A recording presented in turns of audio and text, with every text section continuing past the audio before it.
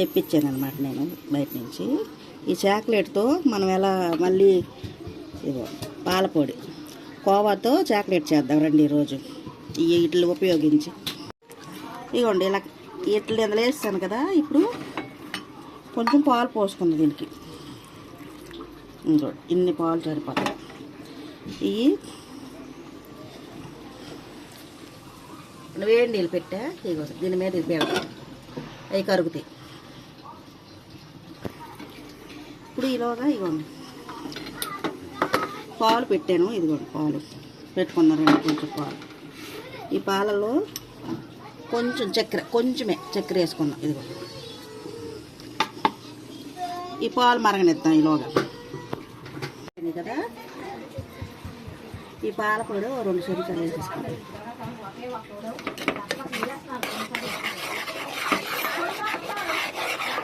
ఉండలు కట్టకుండా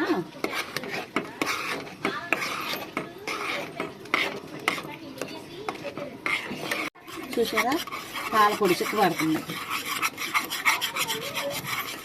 ఇదిగోండి ఒకప్పుడు వేసాను అనమాట నేను. కొంచెం పాలు పోసుకొని ఇలా ఈ పాల పొడిని ఎందులో ఇలా వేసుకోండి. అది అలా చిక్కబడిపోయింది చూడండి. అలాగే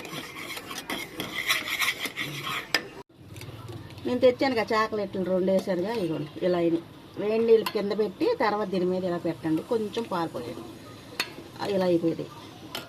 ఇదిగోండి చూసారా. దీన్ని చల్లారనిద్దాం. చల్లారనిచ్చాక ఉండలు చేసుకున్నాం. ఇదిగోండి చూసారా కోవా రెడీ అయిపోయింది. దీన్ని ఇక బాల్స్లో చేసుకున్నాం, చిన్న చిన్న బాల్స్లో చేసుకున్నాం.